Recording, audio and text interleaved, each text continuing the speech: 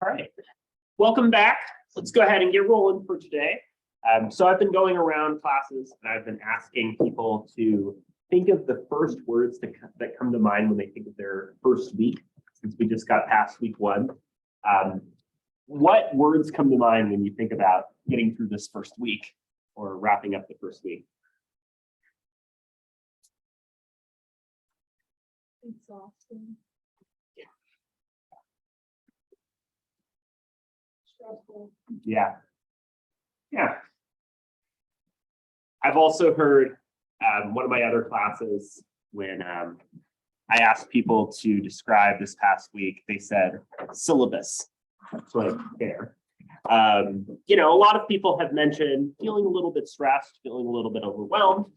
I can understand that. I know that for a lot of you, this isn't necessarily your first time back at EOU, or maybe this is your first time back in a little bit.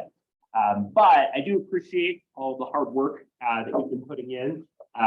Know that I really want to support you in kind of navigating the feeling of maybe being overwhelmed and having a lot going on with all of your courses and kind of getting settled in.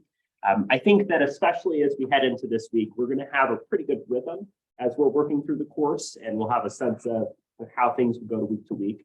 But at any point you find yourself falling behind, needing extra help, you find we're going too fast through anything, please let me know, because I have been in that same boat, and I know that especially during that first week, especially if you haven't been here at EOU for a while, you're getting a lot of information that can be kind of bombarded. So I want to try to be as clear as possible as we're working through this. So welcome back. I hope that you had a really good weekend. I was up in Portland last weekend. I got to see one of my favorite bands perform. I really love the band Churches, and I wanted to hear them for years, so I got to do that. It's kind of fun. So it's good to be back.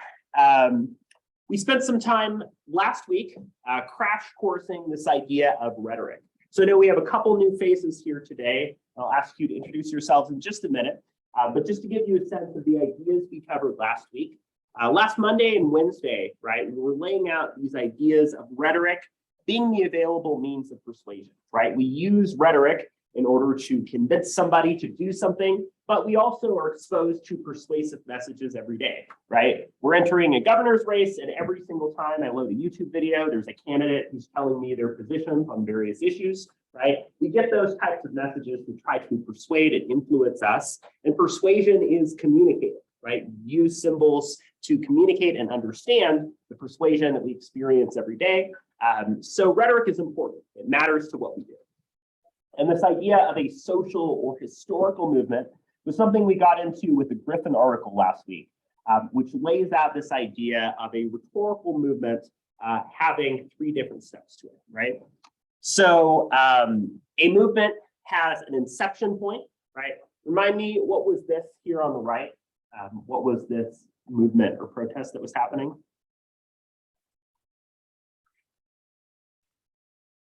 Begins with an A.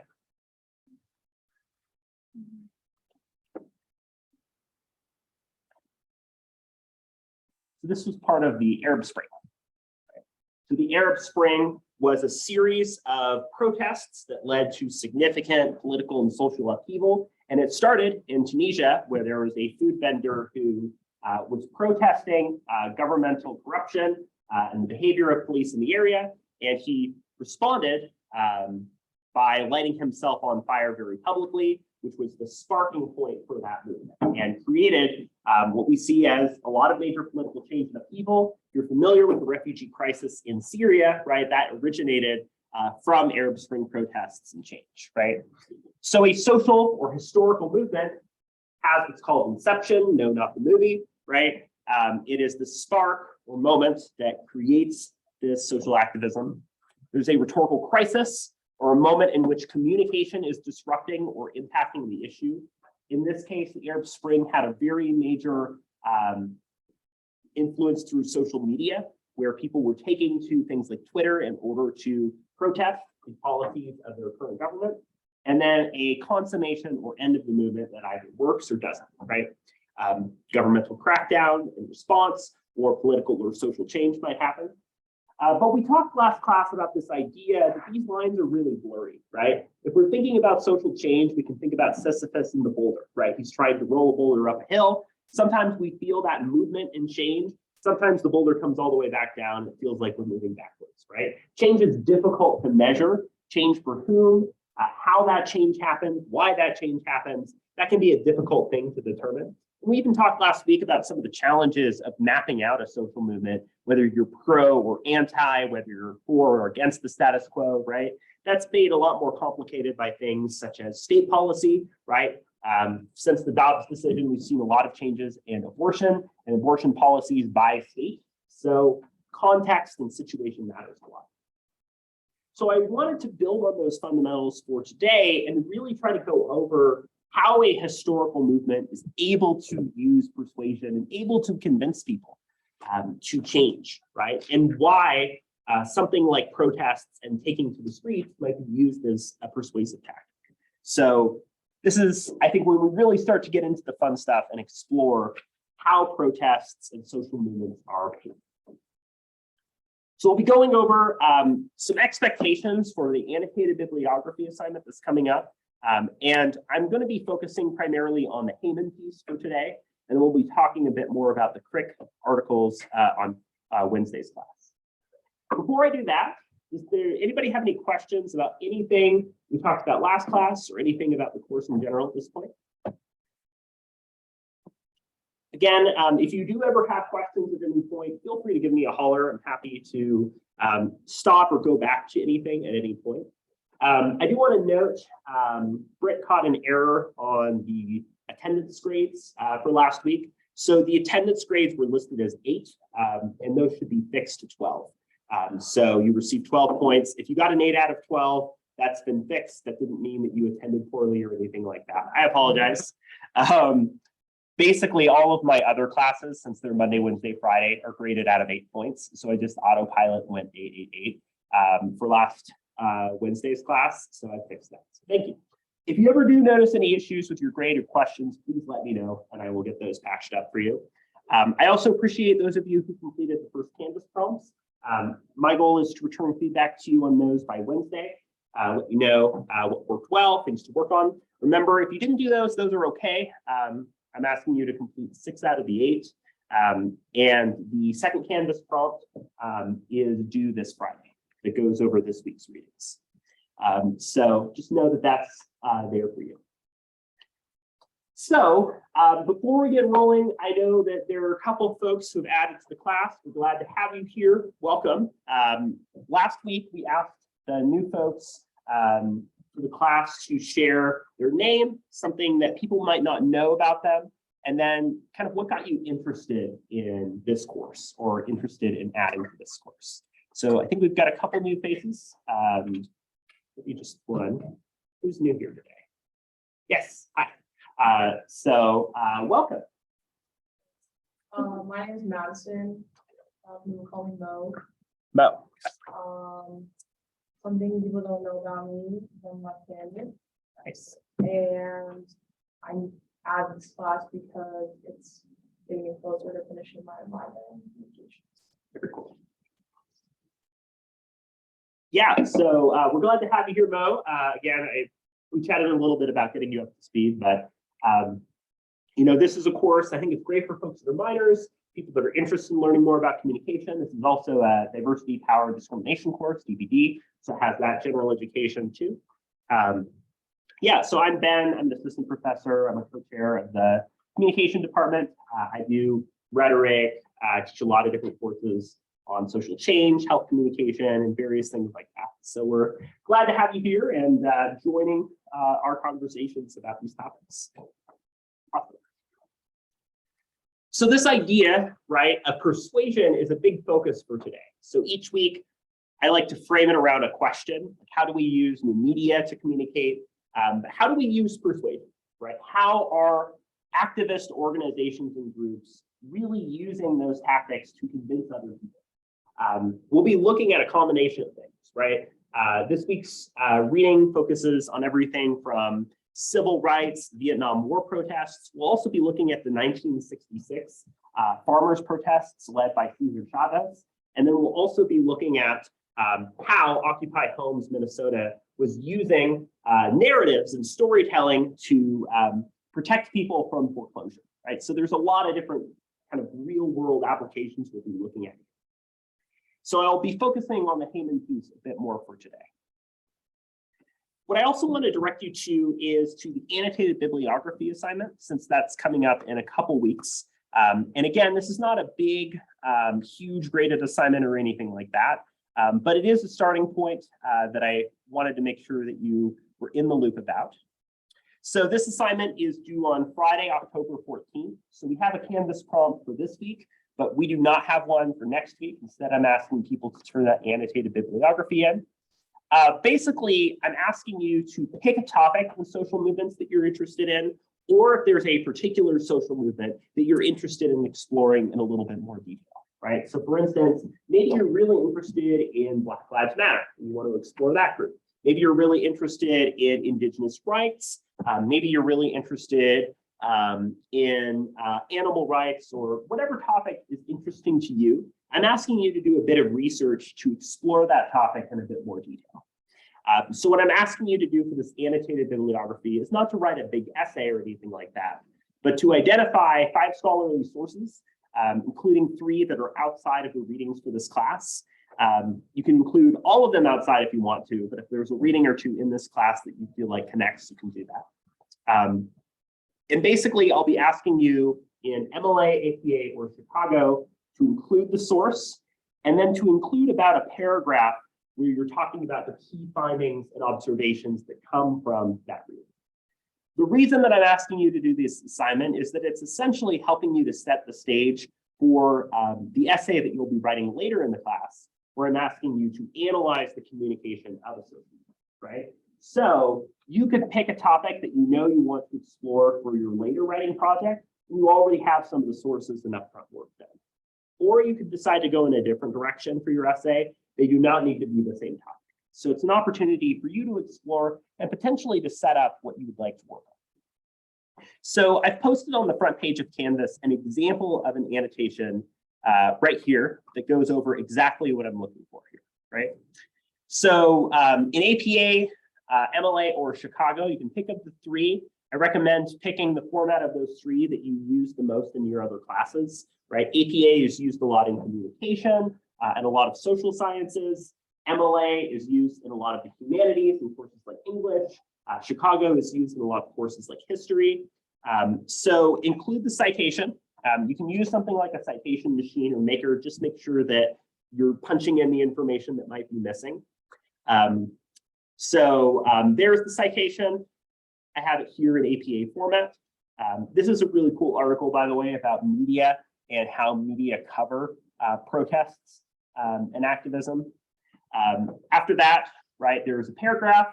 It's talking about the main ideas about the public sphere. The public screen that's presented in this article is moving things over to media, so on, so on, so on, right? So it's a paragraph that's going over the key findings and observation. So you would want to include 5 of those, at least 3 of those that are outside of the class.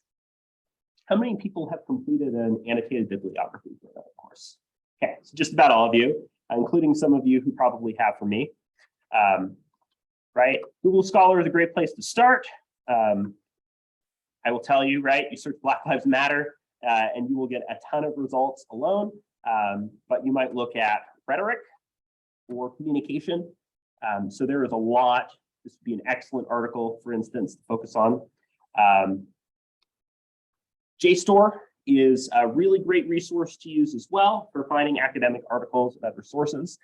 The thing that I really like about JSTOR is what's known as the text analyzer feature. I've shown this in a couple classes before, but if you go to jstor.org/analyze, what it lets you do is paste in a document or paste in text, right?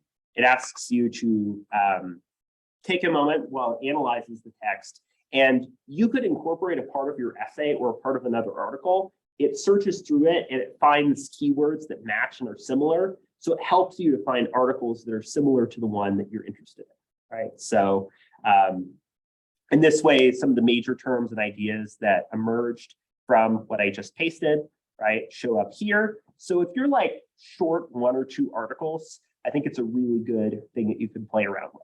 So I think that's a great resource as well. And I also recommend the Purdue OWL. How many people have used that before in another class? So it's an online resource, right, that goes over some citation and style guidelines, both for MLA, APA, and Chicago. So I'm not asking you to do a super long or intense essay or anything like that. Just start to look up some sources that address an issue that you're interested in. Start to analyze and read through some of those. And I think that that'll get you in great shape for that annotated bibliography.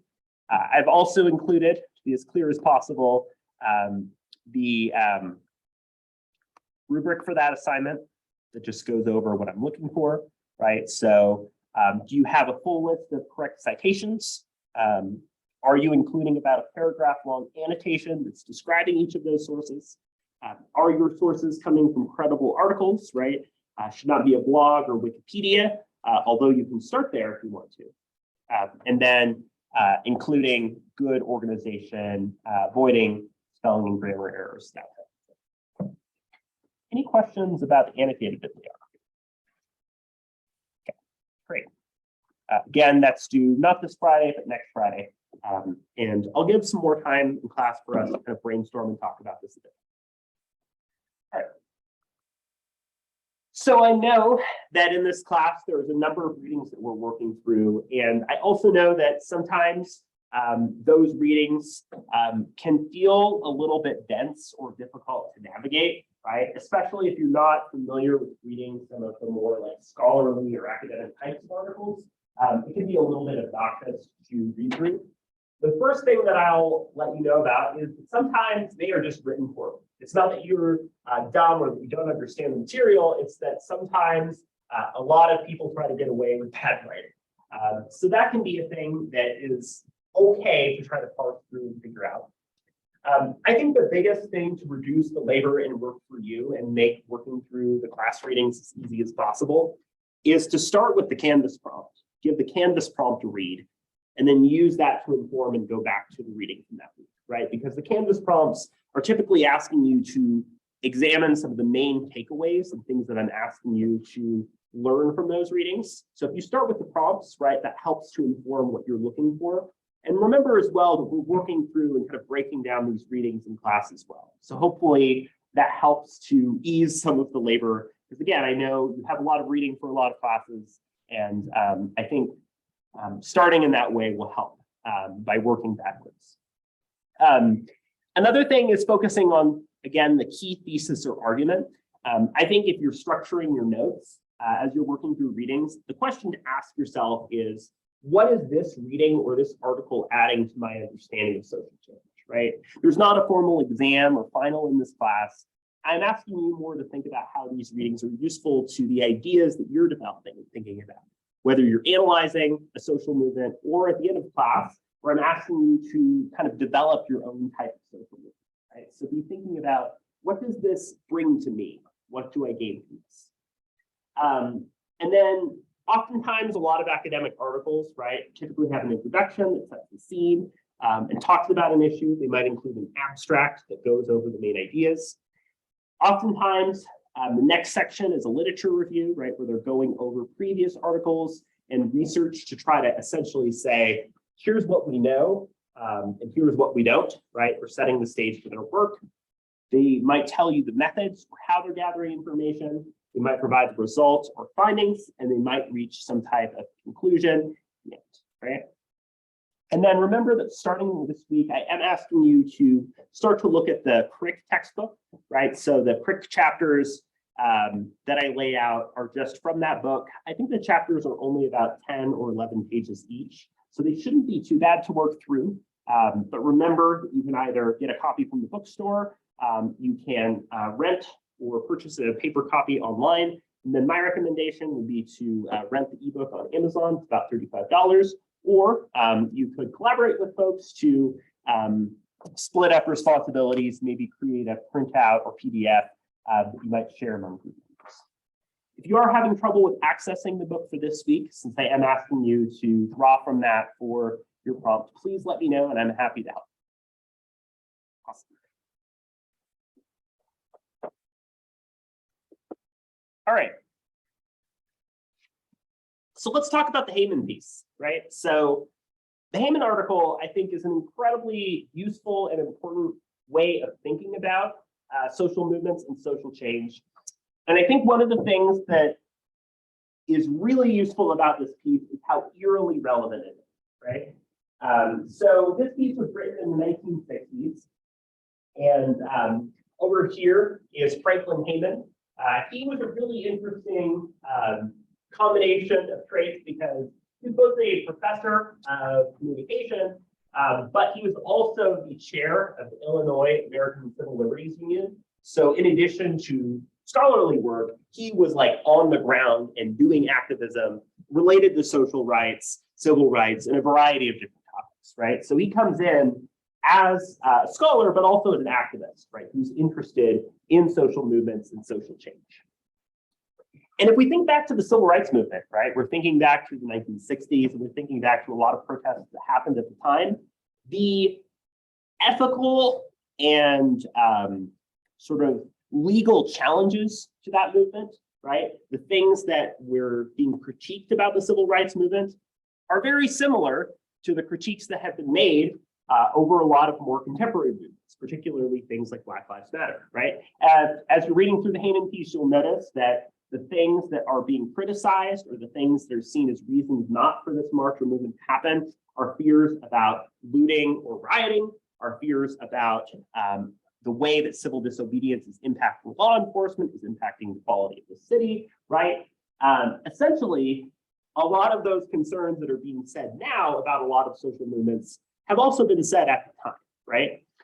The purpose of this article and what Heyman is really trying to lay out here is to identify, first of all, what are the things that people are saying, what are the reasons that people are giving that protests and rhetoric on the streets and civil disobedience and activism shouldn't be happening, right? He's laying out their arguments. And then once he's doing that, he's highlighting his own response and saying, essentially in his own words, why he believes that these acts of civil disobedience and acts of protest are justified in the context of civil rights, Vietnam War protests, and other activism that was occurring at the time, right? Again, the concerns that are raised ethically about social movements, about civil disobedience, and so forth are not new to now, right? These concerns are ones that we find ourselves grappling with for a very long period of time, right? So the Heyman piece is really helping us to try to understand how we can situate this framework in terms of ethics, morals, and other issues, right? I think it's useful for us to think about this in terms of history, right? And the way that history and context shape this piece. What is this person doing over here? Does anybody have a guess?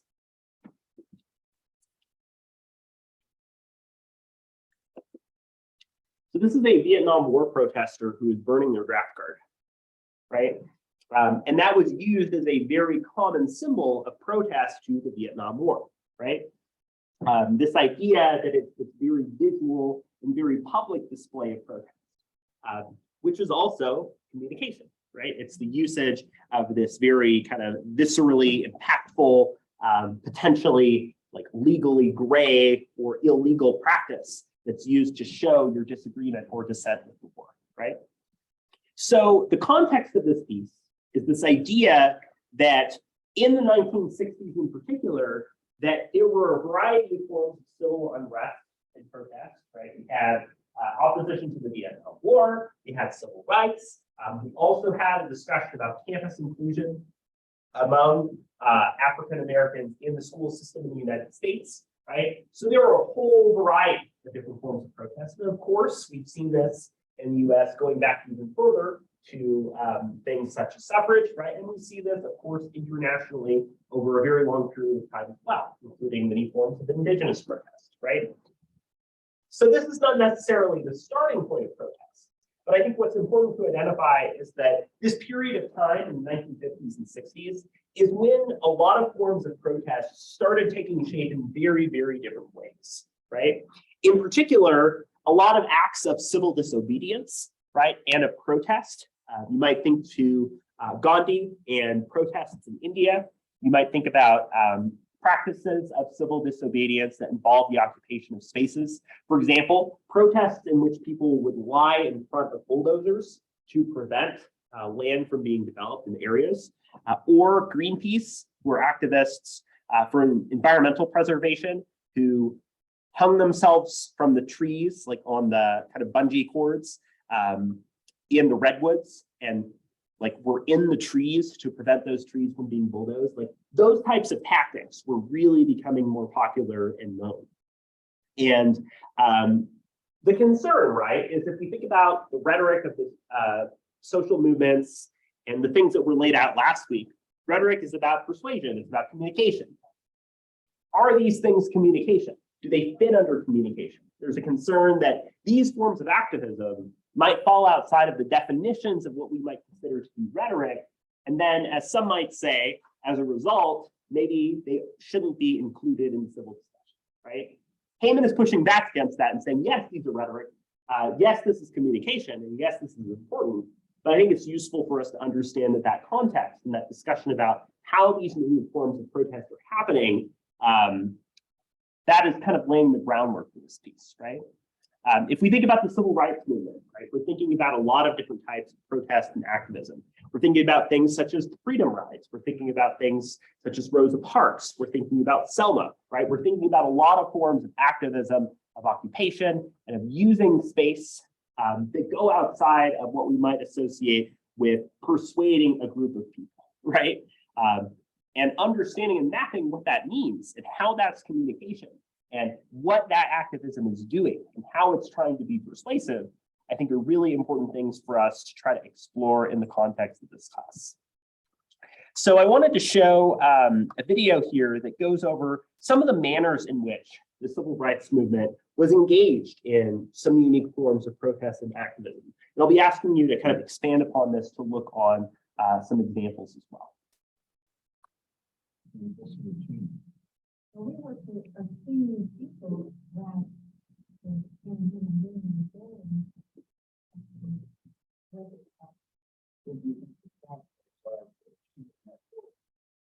I think we'll be suspended.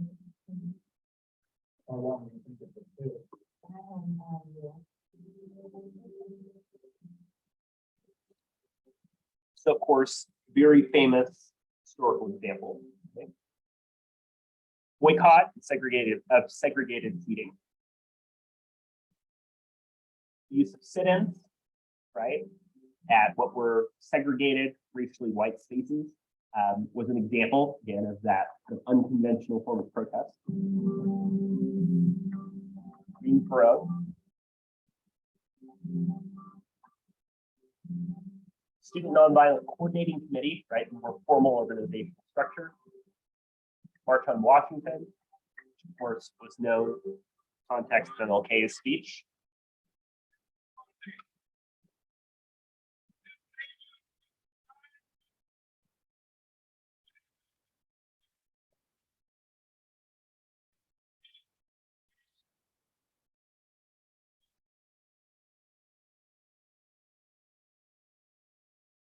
Job equality, right, major focus on the sort of goal of the movement. So in measuring a success of a movement, right, we might consider civil rights successful if the goal was the Civil Rights Act.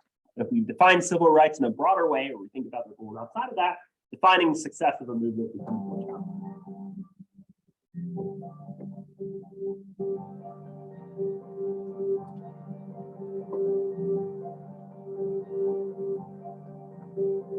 Selma and March's True Spaces, right? Visual display of those play a major role in communication.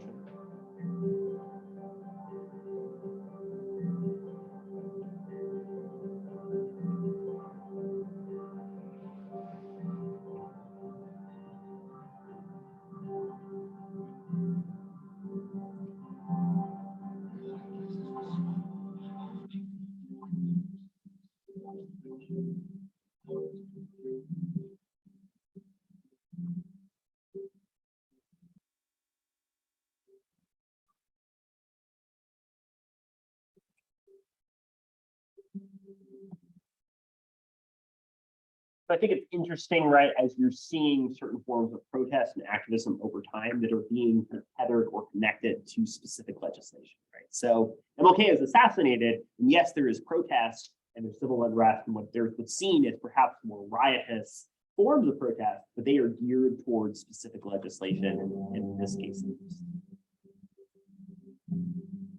So, right, we know, of course, from a lot of history or civics courses, like a lot of these events in terms of time.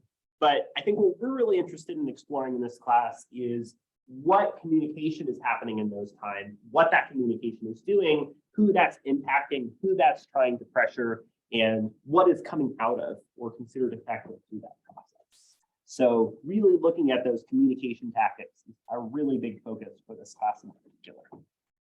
And I want us to expand on this a little bit, right? So we started to look at the civil rights movement. There are a lot more things that the civil rights movement has done and ways that it has communicated. So I'll be splitting us into 3 different groups, and I'm going to ask each group to take some time to look at one of these movements and look at some of the ways that this movement communicated, including what we might consider to be less traditional or less like public speaking oriented forms of protest. What were the things that were happening in some of these movements? So one of these, of course, being the civil rights movement and some of the things that happened under that movement. Another one being Vietnam War protests. And then another one being the focus on Black campus movements in the 1960s, including campus integration. So let's do 3 groups. I think we've got about close to 15 people. So we'll do 1, 2, 3, 4, and 5, focusing on the civil rights movement. We'll do 1, 2, 3, and 4. Focus, well, we've got 4. We'll do, 1, 2, 3, 4, and 5, focused on Vietnam War protests. And then we'll do 1, 2, 3, 4, and 5, focused on Black campus movements in the 1960s. So what I'd like you to do is take some time in your group to research and look into some of these movements. Have one person in your group who can write and type some of the findings, write or type some of the findings that are emerging related to this movement. And after some time, I'll ask each of the groups to share some of the communication that you all noticed as standing out or particularly showing up for you.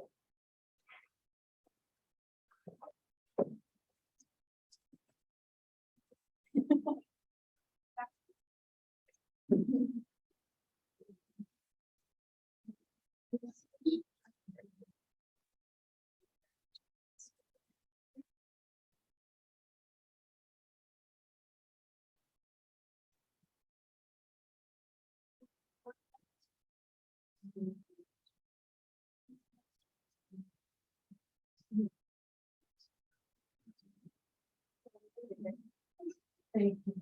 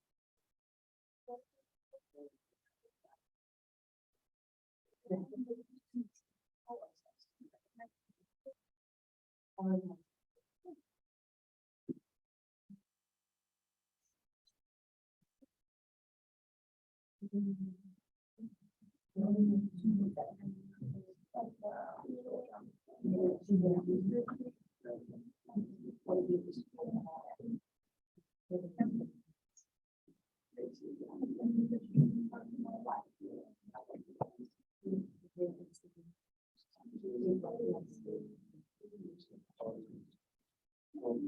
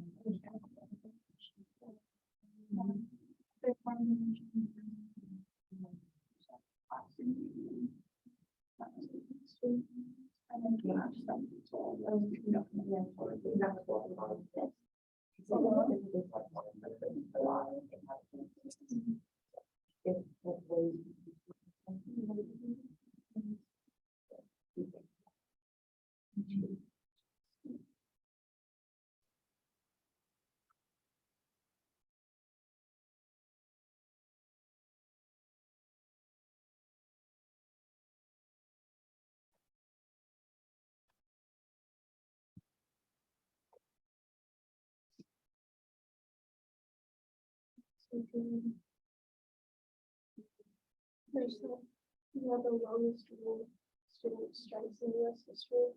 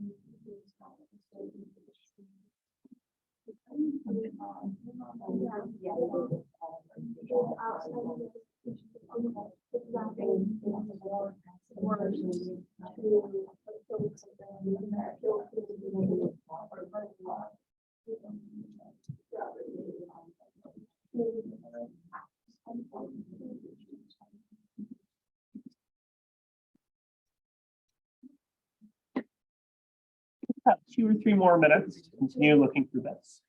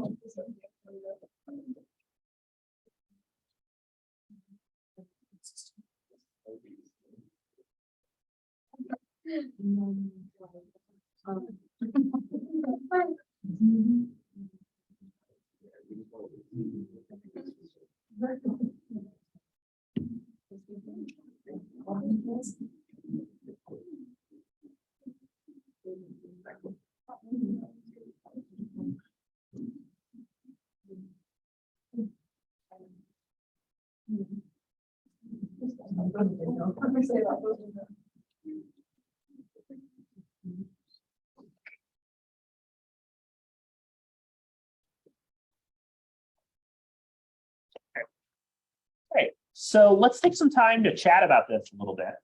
I'd like each group to share some of the examples that came to mind about how this movement communicated and the ways that this group communicated that might be a little bit outside of what we might traditionally associate with rhetoric. So let's start with the civil rights movement over We said that some ways that they protested were marches, rallies, picket lines, sit-ins, boycotts. The March in Washington, they used newspaper advertising and also freedom riders. Were you able to see about the Freedom Riders? Is there anything that stood out there?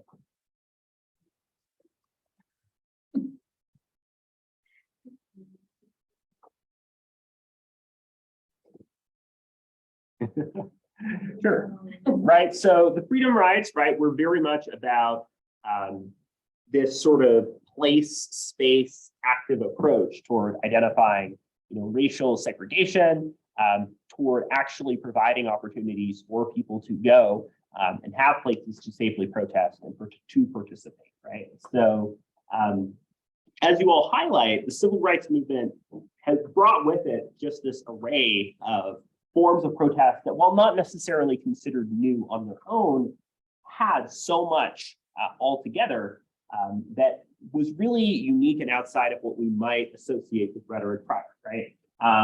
The use of things like boycotts, sit-ins, particularly in racially segregated neighborhoods, communities, locations, were used as a specific strategy, right? Say, not only are we going to occupy this space, but we deserve to be at this space, right? The refrain that separates is not equal. Also the use of things like a picket line and some of those forms of protest, of course, were also going outside of what might be seen as traditional at the time. But these uses of media circulation, right? The role, for instance, of radio and magazines were incredibly powerful as an organizing tool, right? And we saw in that video earlier, a lot of forms of organization, including student organizations surrounding peaceful protest, were being developed in order to help to organize and help a lot of this work behind the scenes happen. So some really good examples here of a lot of these forms of activism. How about here in the Vietnam protests, Okay, so what we found is that there was Vietnam War protest songs. Mhm. There was the burning of the draft cards, teaching on college campuses that educated about the war. Mhm. Posters were made, and then students were wearing black armbands. Mhm. And then we said that for the how this is traditionally considered outside of rhetoric, is that their displays act as symbols of protest rather than using speeches and like words. Mhm. It gives the protesters more ways to express their disagreements, which then can be seen as acts of civil disobedience, and they're more eye-catching and create more attention to their cause. Mhm. Yeah, absolutely. So here's what's known. This term was coined by Kevin DeLuca for communication. The idea of an image event, where there is this like visceral, powerful image that is widely circulated. So for instance, if you're familiar with the Iwo Jima photo, right, where they're putting up the US flag, or the Tiananmen Square, right, the civil disobedience with the unknown man who's standing in front of a tank, right, to protest war in Tiananmen Square. Those types of images, events. There is also, I think that in recent years, there's that photo of a young woman who is like kind of walking forward. I think she's holding flowers as an object, but like she's kind of moving forward, and law enforcement is like, a police officer is like going backwards, right? The types of like images, visceral kind of sensory events, those ways of displaying and using symbols to communicate have that kind of power, right? You say a picture is worth 1,000 words. The use of visuals, video, that type of footage and material, right, is creating these new and newly powerful forms of communication. Also, right, the usage of song is not only right, catchy or persuasive, but it's uniting the people within the group or movement. The usage of those displays and symbols is circulating images that have this powerful narrative or persuasive component, but also have this kind of unifying force for a group that we might not be seeing in other places, right? We think back to Aristotle and the Greeks and all of that, right? They had this very, logical, here's a syllogism, here's the way to persuade people. And that's not really how persuasion works in these contexts, right? Persuasion is doing a lot more than just talking well and getting people to your side, right? It's using these approaches to expand on that. And then how about the campus integration? Okay. So they had study-ins outside the president's office. They held different types of protests, and there was a 450-person march to the president's house, in which 250 of them did a sit-in, and they also had various student demonstrations. And for this movement, they didn't exactly like use their words, but performed various acts to communicate their points. And their physical communication helped to show others what was really going on. Right. So sometimes, right, it's not about a speech. It's about the physicality, the march to a space, the sitting in or occupation of a space, right? And the usage of occupation is gaining attention. It's getting media focus. It sometimes impacts the leaders or members of a group who literally cannot use the space, right? That's part of the point, that's part of the argument. More contemporary example is ADAPT, right? Which is a group that's focused on accessibility, healthcare, and disability issues. They actually staged a protest in which they did what was called a die-in, where they like played dead outside the hall of offices of U.S. senators, and around the time that the ACA or Obamacare was being considered for repeal, right? Those types of tactics, whether you kind of agree or disagree with the movement and their approach, right, are using these very non-traditional, very unique forms. There's what's known and gets talked about in your readings that called this idea of body rhetoric, of using your physical body as part of your argument, as part of your point, right? It's not that you're setting yourself on fire, it's that you are perhaps painting on your body, you're wearing clothing, you're doing things that are using your physicality to indicate part of your movement or part of your approach, right? So we have this smattering of different types of protest and a communication for social change that definitely does not fit this like old traditional mold of what rhetoric is, right? It's the available means of persuasion, but what is considered persuasion and how persuasion is happening is looking really different, right? So if we think about that as the backdrop, that there are all of these non-traditional and unique forms of protest and activism that are happening and are very much situated to a moment that can be disruptive, that can be impactful, that can be inconvenient, right? What do we make of that? And what can we do with that? That's what the Heyman piece is really kind of trying to draw from, right? So the way the Heyman piece is structured is he starts by laying out the arguments that are against protest, right? He starts by saying, these are what people are saying as to why protest, civil disobedience, and all of the practices that you all identified should not be present in civil society, or at the very least, should not be present in the way that they work, right? He starts by laying out the criticisms, and then he responds to and refutes those criticisms to say, no, we do need these forms of protest and activism, and here's why, right? And again, these critiques of protest, right, are very, very, very similar to the critiques of protest that we hear now. Again, rolling the boulder. Some things change. Sometimes the boulder comes straight back down, right? So the three criticisms, I'm going to go over them, and I'm going to ask us to explore Heyman's response to those a bit. The first one is this idea that the rhetoric of the streets, of using protest, of activism on the ground, violates the law and goes against justice, right? That if you're breaking the law, if you're not being just, that effectively you're leaving things gross on, right? The second criticism that Heyman is addressing is that there is a time and place for it, right? There's a situation in which you should be able to protest and should be able to speak up.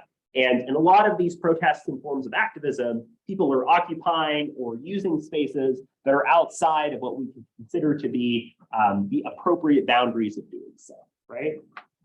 And then the third critique that Heyman is responding to is a bit more of a theoretical one, that going out on the streets, protesting, doing civil disobedience, that's not persuasion, that's not convincing people to do something, it's coercion, right? It's saying, like putting a gun to your head and saying, you need to do this change, or we're going to continue to occupy this space, right?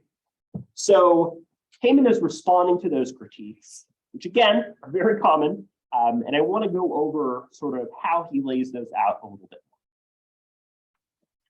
How many people have ever heard of this idea of tragedy of the commons? So this is an idea in kind of political thought or political theory that when there is what's considered to be a shared or common space, right, that there's a fear that that space will be exploited. So if there are 4 farmers, right, and there's 5 cows, there's a concern, not that one person is going to have a cow, but the people will try to have more than one cow, or people will have all the cows because they want that 5th cow, right? They fight over that 5th cow, and they're concerned about if there's unequal resources, how people will take things or secure things in a way that maybe hurts things for everybody, such that not every person has a cow, right? If you're a vegetarian, maybe it's a pet cow, maybe they want to be friends. But in any case, right, there's this fear that as sort of a collective action problem, that the behavior of a one person or group is going to undermine the whole group as a whole, right? That's a concern that's made against a lot of social change, that, you know, maybe you have a good point, or maybe you're advocating for an important issue, but don't break the law, don't go against justice. You're making the thing worse through your protest. You're worsening the thing, right? And again, we see this discussed a lot in the context of more contemporary social movements like Black Lives Matter. You're hurting the movement is a critique that's sometimes made. And again, this is something that Heyman is laying out a response to, that is identifying this critique. So there's a concern, for instance, that civil rights is using perhaps less peaceful or more violent or confrontational tactics. The fear is that in something like a civil society, right, the protests do more harm than good. They agitate, They create more disruption than they hope to solve, right? And the concern here is that the protests will undermine the goals of the group. And I think there's an important nuance to figure out in that a lot of leadership in a lot of groups and organizations oftentimes sets the stage for the types of tactics and approaches that members of the group use, right? In the context of a lot of protests like Black Lives Matter, a lot of the organization members and leaders might be interested in using more peaceful methods of protest, but it was more common that a lot of younger white activists would go against those rules and do things like flip police cars, right? So one of the challenges is that a group is not necessarily a monolith in the strategies and tactics it uses. But nevertheless, one critique of social movements and of using the tactics you all laid out, right, is that it goes against justice, goes against the law, makes us net worse, right? The second critique that Heyman is responding to, right, is this idea that appropriate protest and appropriate rhetoric should have a specific time and place, right? Pictured here on the right is Dick Gregory. He was a prominent African-American comedian and social advocate. And as you'll notice in reading the Heyman piece, he actually was well known for essentially picketing outside of Richard Daley, a governor's home, and using that kind of protest outside that space against Daley's specific practices and behavior, right? And he was getting a lot of critique and pushback for a protest directed at a specific person. In fact, Daley was also, Gregory was also involved in a protest that was outside of the 1968 DNC, or Democratic National Committee, as well. And I wanted to share a little bit of a clip of Gregory talking about this experience.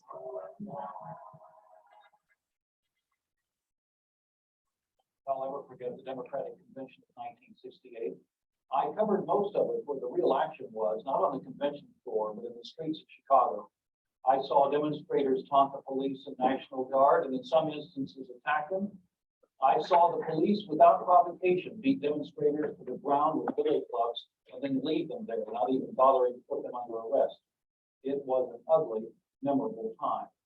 And our next two guests saw it from two entirely different perspectives, I believe. Frank Sullivan, who in 1968 was press representative for the Chicago Police Department, who later became Mayor Daley's press secretary, and who is now in business for himself in public relations. And Dick Gregory, civil rights and humanitarian activist, comedian, and for those of you who might not remember, a write-in candidate for mayor of Chicago in 1975. Dick Gregory was in the midst of the 1968 Democratic Convention strike. He led a famous march one August evening. For some of the younger viewers this evening, Dick, who might not have been there and might not know the story, what was it you were up to that August evening? I thought the night after all the chaos had broken out, I felt that it would be very easy for a cop to be killed. To be honest with you, I thought it would be in the interest of the Democratic Party. I might be very different, but that's what I thought. Or a policeman killed? Because it would justify everything that happened the day before, and some things that I had heard from some very important people. I was never involved with that. I stayed in house because I knew it was going to happen. But I came out when the real strike broke that out. was me around. I came out to make sure it wouldn't happen. And when Jeff Ford and some thugs showed up, that normally don't show up. Because see, I was one that never believed Jeff Ford and just got started on their own. Because the town had too big a grip on for a bunch of young black hoodlums to start dealing with money, and all when Jeff Ford ended up getting invited to the White House to the inauguration. It was a lot of crazy working out. But when I saw Jeff Ford and all of them show up, I just told them, it is you, it is y'all get out the line, there's nothing going to happen today. And in order to tie that in, I said, well, we don't have to go to business. I'm going to take them to my house, which was. Yeah, right. So this example, highlights this idea of protesting right outside DNC. By the way, The 1968 Democratic primary, that was when Robert F. Kennedy Jr. was shot. He was the what was considered to be the kind of the nominee that was running ahead and the likely Democratic nominee. He was shot and killed. The eventual nominee was Hubert Humphrey. This was when Lyndon B. Johnson could have run for another term, but chose not to. Okay. And we had a lot of protests surrounding civil rights, surrounding the Vietnam War, and other issues that were framing this. So this idea of like protesting outside of the DNC headquarters or taking a protest to your house, right? Directly being involved, directly targeting the mayor of Chicago as a method of highlighting some things like unfair housing practices or racial segregation, right, were some of the tactics that were being used. So another critique, right, of these methods of communication for social change is this idea that appropriate rhetoric, right, and speaking out should be in a specific time or place. In other words, protest should not infringe on the right to privacy. And that's something that has been contentiously discussed in the context of the Supreme Court, right? A right to privacy is not something that has been interpreted and understood differently constitutionally over time through the Supreme Court, right? So there's significant legal distinction about what is considered to be privacy. But the concern here is that if protest or civil disobedience is impacting somebody's privacy, their ability to live in their own home, to do their own practices, to not be publicly called out or identified, right? That protest that goes against that might not be considered to be just. Also, this idea that protest outside of those frames strains resources. In fact, one tactic that was used was to say that in civil rights and similar protests, that they should be limited to at most 500 people, right? The rationale was that the police force or the law enforcement capabilities were just not sufficient for the number of people that were there, right?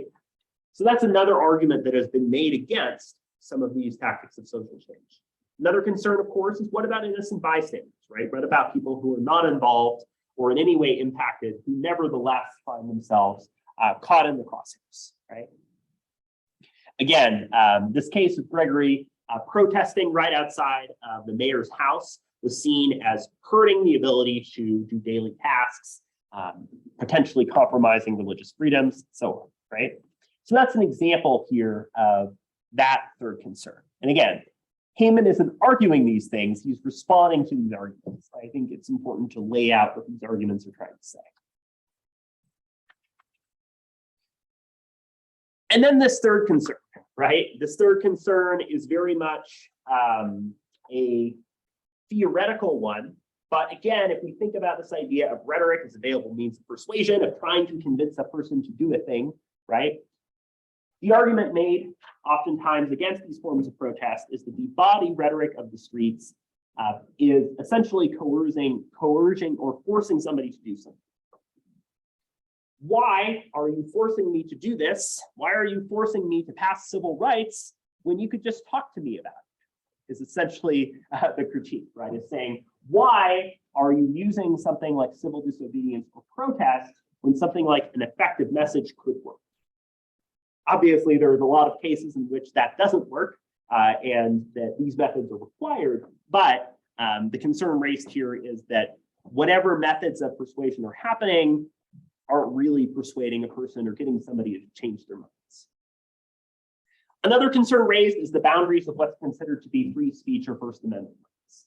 For instance, right, yes, we have freedom of speech. That does not mean that you can yell fire in a crowded building, right? So what's not necessarily free speech might be in the realm of some of these forms of activism like picketing. And then another concern, right, is the use of pathos. So if we think back to last week, right, the three rhetorical proofs, ethos, pathos, and logos. Pathos is the use of emotion to try to persuade somebody. And oftentimes, emotional appeals might be equated with pity or might be seen as a less effective argument because it's predicated on human emotion, right? So there's a concern here that the message is less persuasive because it's coming from an emotional appeal. So these are the three arguments that Heyman is responding to in his effort to defend the use of the rhetoric of protest, right? And I'm going to have us take a short break. And when we come back, I'm going to ask us to look at how Heyman responds to these critiques in his article, and essentially how he lays out his justification for the rhetoric of the streets and of using these forms of civil disobedience and protest. Let's take about 5 or 6 minutes. We'll pick up on this at about 2:10. And when we do, I'll ask you to return back to your groups to look at some of the arguments that he's raising.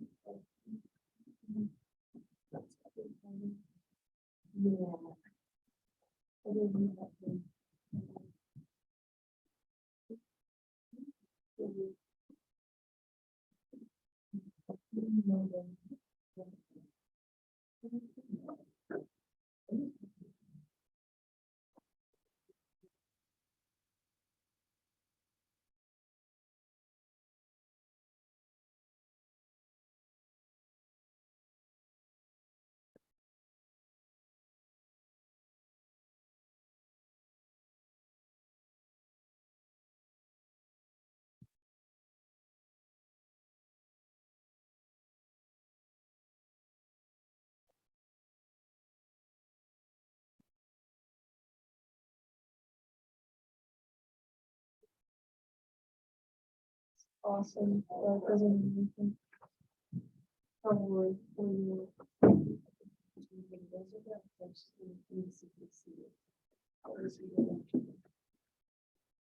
It's cool to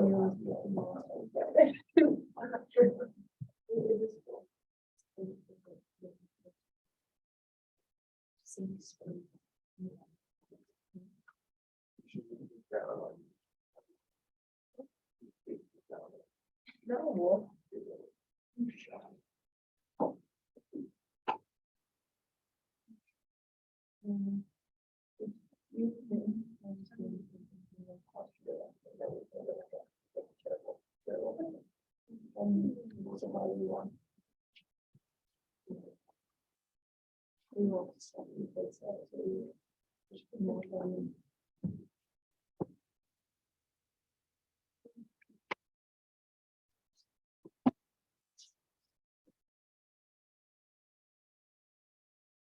And then when we did that, it was the schools. And then when there was a big popular stuff, the critters, and stuff. And so we really did a little bit into it. Yeah. Yeah.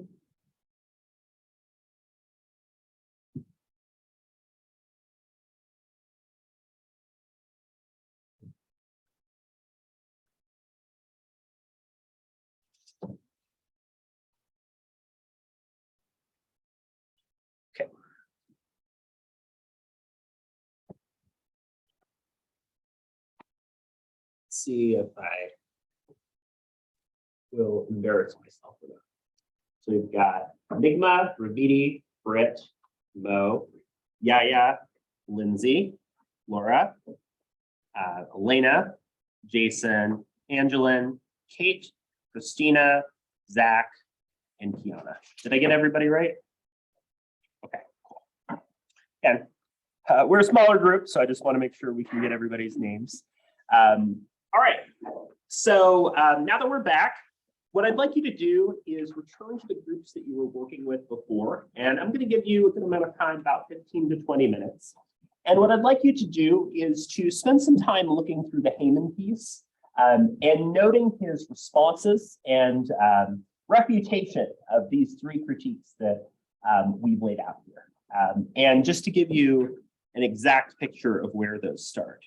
If you click on this Heyman reading here under week 2, the response to these points begins over here on page 103. So over here on the top right, it says, even if legal, is this activity ethical? Let us turn now to the case for the defense.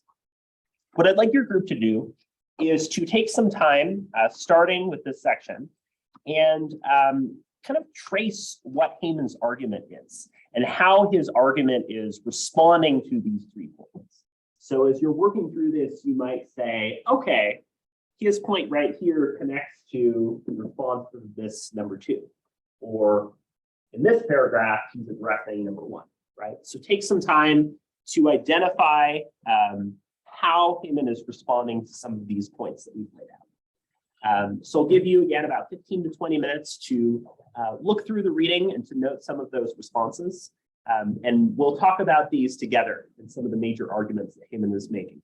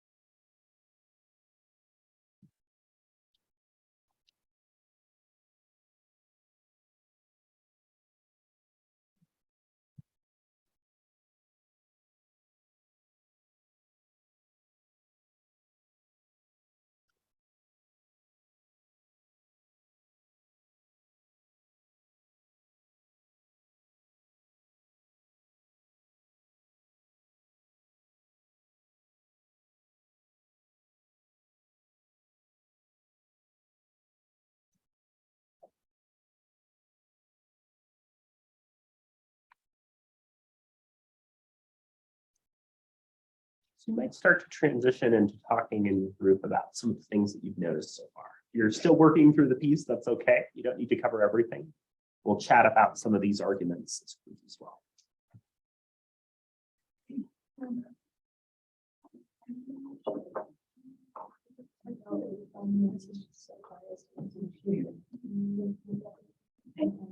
interesting, but it's very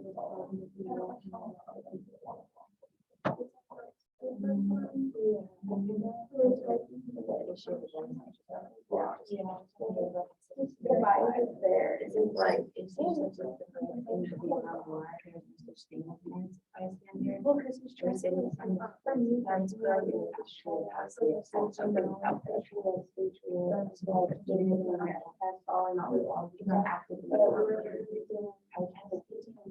You still have to help out in the community.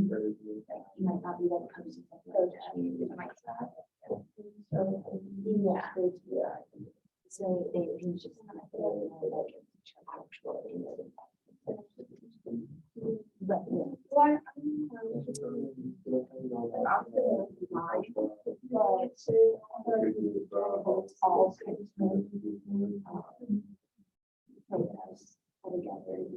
all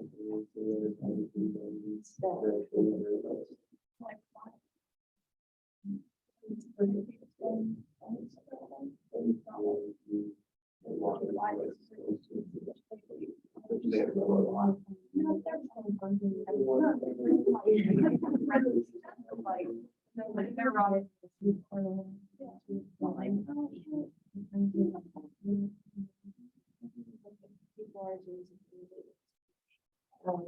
just kidding.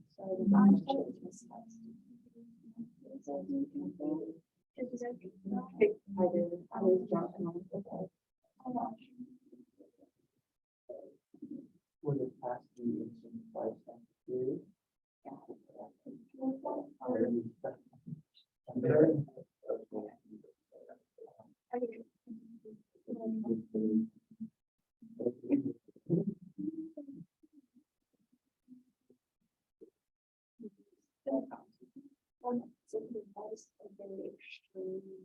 Right, and but he has yeah, figured. I think what he was very extreme.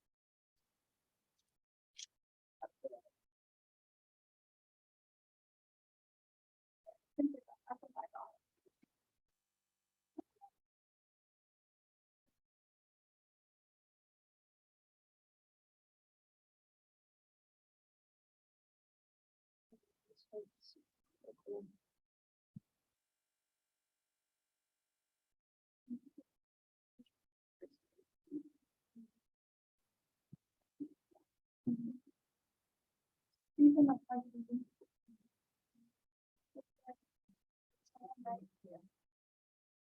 everyone just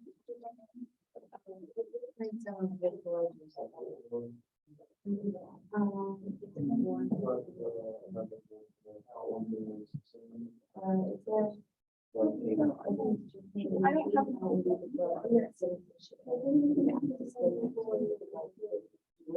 have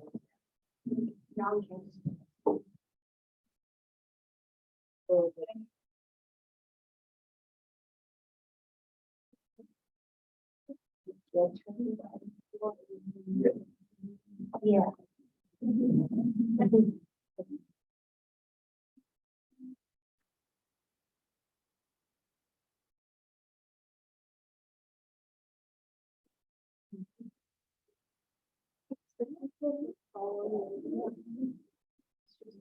So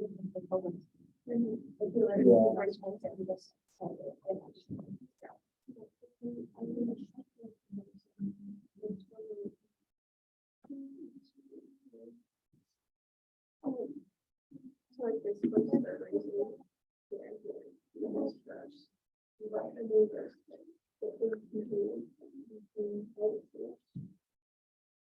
Switches back to constitutional, that's not right with violence. Not the same thing.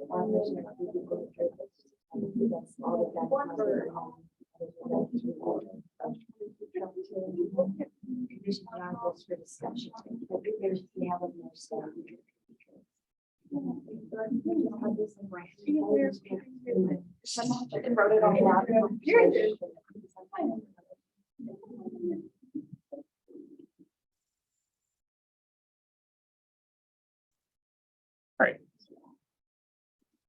So let's chat a little bit about this and work through some of the points here. I know over here there was some lively discussion about his writing and some of the arguments he's making, right? I think that a lot of this article is kind of confusing in that up until, right, page 103, he's basically highlighting the arguments about why protest is not okay or why it shouldn't happen, right? And then from there on, he's sort of responding to those points, right? So we can find fault or critique in his responses. We can find those responses to be not really well developed, but I do think it's good for us to try to explore what his argument against some of these points is, and what he's essentially trying to say in favor of some of these elements of protest and civil disobedience.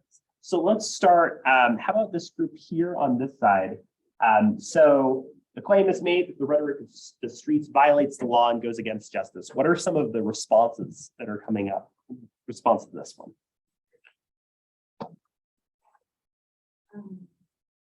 I read that it said, anyone who's breaking the laws, they're usually aware that they are doing so, because they're looking for, so.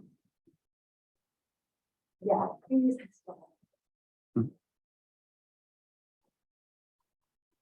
Right. So one of the responses that Hammond says to the idea that when people protest, they're going against the law is to say, yeah, well, protesters know this, right? They know that they are breaking the law in that situation, right? If you have a group of civil rights activists who are going to like an all-white bar and sitting on all booths, they know that that's illegal. That's the point. That's part of their argument, right? There's also this idea Hammond lays out that many of the protesters are concerned with this idea of a higher law, right? Or of a set of beliefs or values that to that group of people are more important than the particular rights or legality in that moment, right? That ending racial segregation is seen as more important than laws that enable segregation at a particular location, right? Or while it might be illegal to occupy group of trees, right? Doing so is out of this higher purpose of trying to prevent environmental destruction. So there's this idea that, yes, they're aware of the consequences and aware that they might get arrested. In fact, many activists have been arrested several times, right? But that there's this broader goal here. Were there other responses to this claim that groups were noticing that it's about?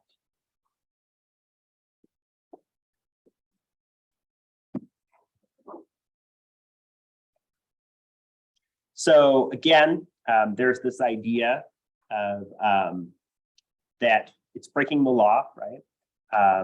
There's also some responses. Again, I'm just trying to look back through my notes here.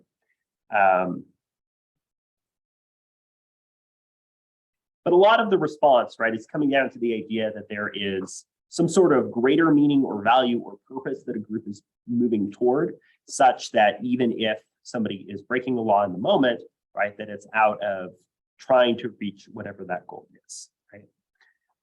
There's also this idea that not all laws are actually in sync with each other, right? So sometimes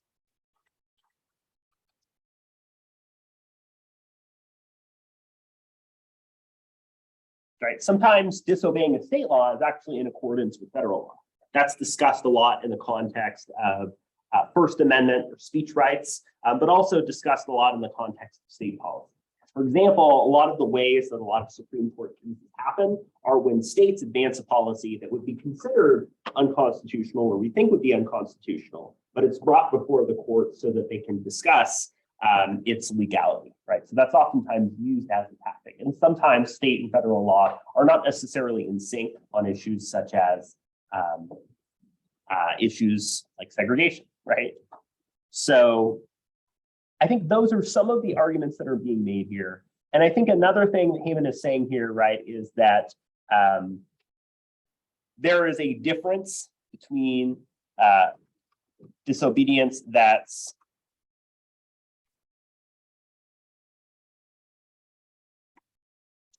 let's spell it. There's a distinction between, right, policy that is inconvenient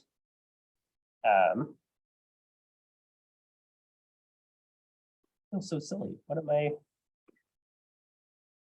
D-E-N. I have a 4-E. Oh, wow.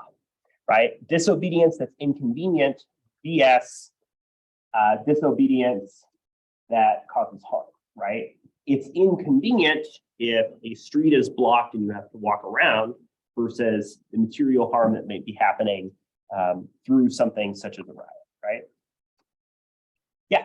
Kevin? It's kind of refreshing for me, like read this article, because I feel like he was like stereotyping Mm-hmm. these specific social movements and kind of stereotyping them into like all the like violent and compromised problems. I just feel like that there's like a difference between a social movement who's trying to get their point across in different ways of rhetoric and just like a group of people that are just going after like break the law, like just blatantly go out and break the law. And it was just really frustrating to read this because he kind of grouping all of that together. Yeah. And it seemed like, I don't know, I feel like he wasn't being open to what the social movements were actually about. Yeah, right. So I think that's a concern that we see a lot, right? Where a lot of times social movements are advocating for issues and doing so in tactics that are not necessarily violent or destructive in ways that might be portrayed like either by him, right, in the context of this article, but also, for instance, through media. That'll be, as we get into discussing the role of media, something we'll be looking into as well, right? A lot of the kind of if it leads, stuff that's on the news headlines, right, and portrayed in a certain way might not necessarily match what's actually happening, right? And as we've talked about, a lot of activists might not even necessarily want to or be interested in using what would be considered to be a violent tactic, right? But that you have members of a group who do that sort of in a way that isn't even congruent with the movement itself, right? So I think that these critiques of Haman's argument, right, and the ways that he's laying out this idea that all movements are necessarily using these tactics, I think that that's a good point to push back against, right? I think that not all movements do that. In fact, many don't. I think he's trying to make an argument about situations in which a group is doing so that might be justified, but I do think that the larger grouping he's making in trying to make that point, I think, is not a very good approach, right? What about this claim here about rhetoric and protest needing to be in a specific time or place? What are some of the things that are said in response to that argument?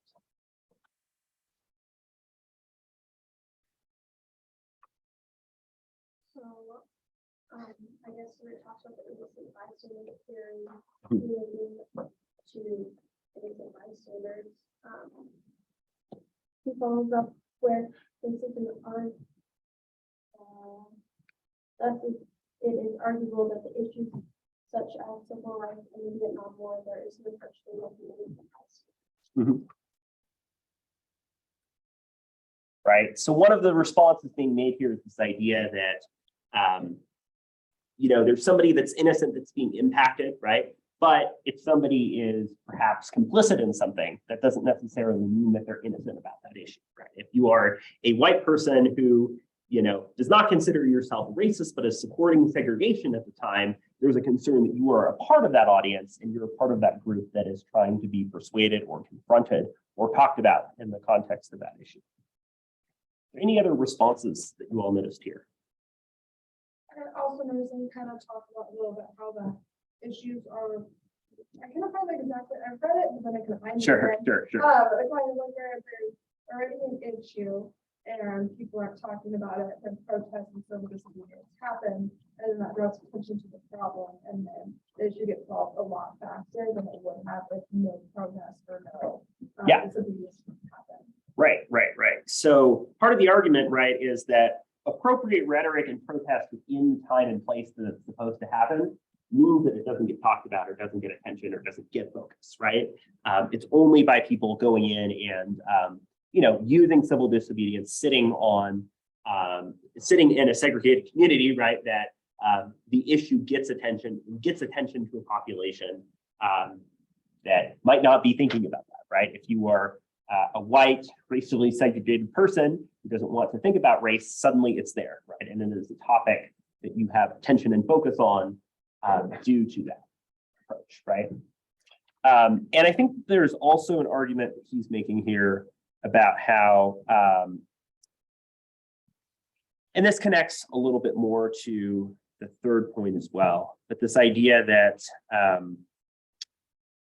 so to get to your point, on page 109, he says, when people are angry, hurting their sensibilities is used to justify no more dissent, and that shuts out voices or participation, right? So containing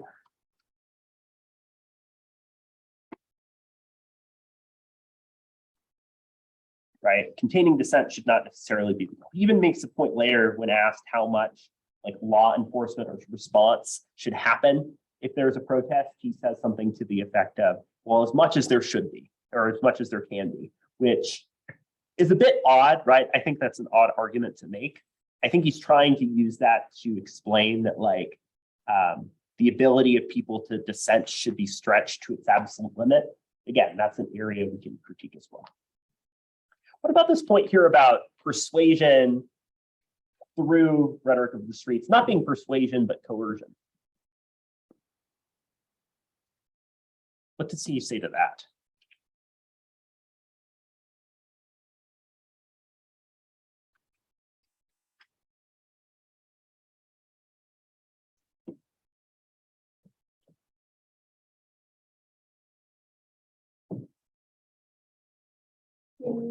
When it relates to like the body rhetoric, the comparison to illegal and peaceful uses of protesters' bodies to bear witness.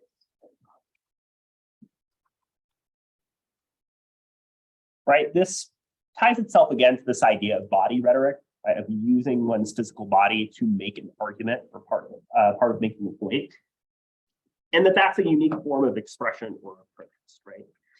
I think another really key argument that he's making here is that it's not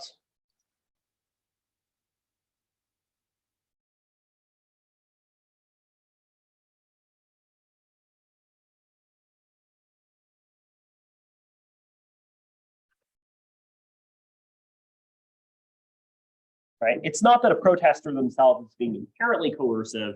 It's about how somebody is engaging or responding to that protester, right? So if Rosa Parks is sitting at the front of the bus, right, it's not that her doing so itself is coercive, but that it how somebody is choosing to respond and say, no, you shouldn't be here, right, would be the part of choosing how you engage. In other words, a protester might be inviting or enabling a response, but what that response looks like is sort of putting the ball in the other court. Yeah. Yeah. If people feel guilty or fearful.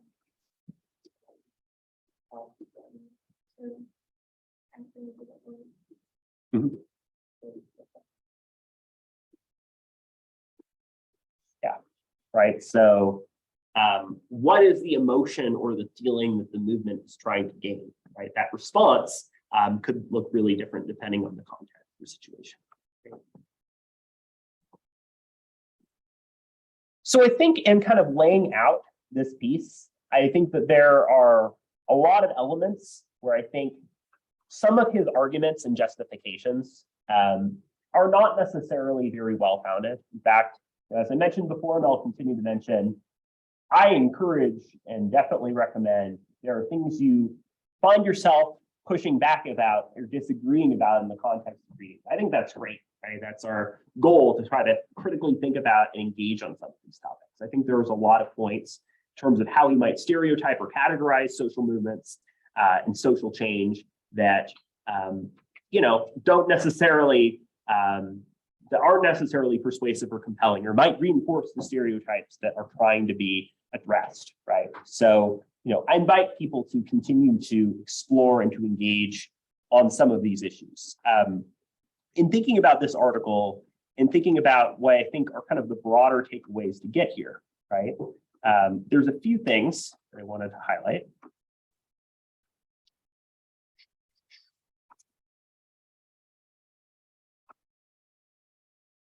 So one way of thinking about this, and this hits back on Elena's point, right, is kind of like clogged drain, right?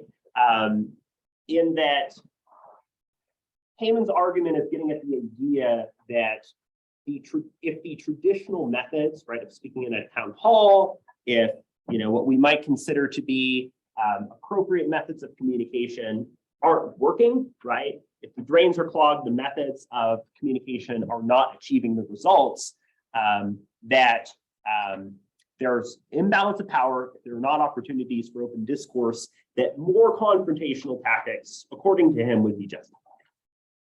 Right? That if people create a crisis or situation that invites rational discourse, even if the protest itself doesn't fit within the boundaries of what we might consider to be rational, or rational discourse isn't available, right? That creates a sort of unique opportunity for discussion.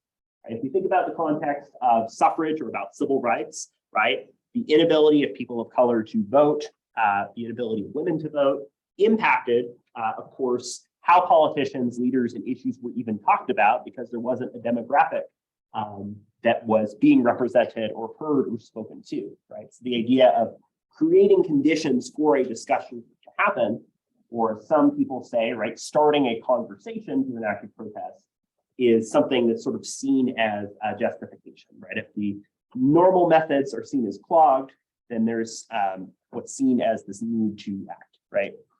We will not reach a better world if we close our eyes to the motivations behind the rhetoric of the streets. In other words, if people are protesting, people are agitated and speaking out, he's arguing that we need to understand and try to find ourselves understanding why that is, right? So he's essentially making the case for why he feels protest is useful in those situations where the sort of regular channels of communication aren't working.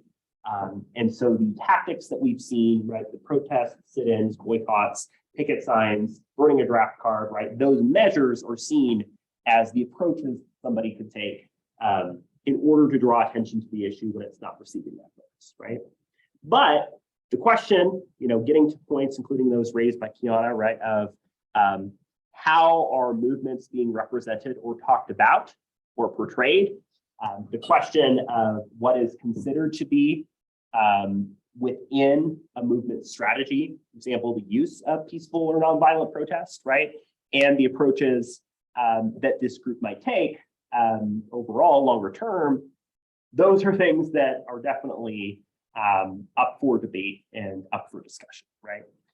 So I think that the kind of key takeaway from this article, right, is his argument about how if, a lot of the traditional public speaking methods don't work, we can understand at the very least why some of the methods of civil disobedience and activism that emerged at this time became used in a persuasive way, providing this kind of alternative approach toward rhetoric and social change, right? And again, in thinking about these issues, I continue to encourage us to think back, push back, continue to explore about these topics, right? We're getting into a lot of thorny issues and topics in looking at this. And I think this article is kind of a tool for us to think about, to engage with, to critique, not just in understanding social change, but an understanding the sort of ethical justification or approach that many who might be protesting for social change are utilizing, right? And this idea of protest emerging as this alternative or this approach when a lot of those public rhetoric styles of communication just aren't working. We'll be shifting gears a little bit on Wednesday to focus on the CRIC chapters and be talking about how marches, storytelling, and so forth are being used as a strategy to advocate for change. So if you haven't already, please either pass forward or email the work that you group had for today. We'll pick back up on some of these ideas for Wednesday's class. Have a great rest of your afternoon. I'll see you soon.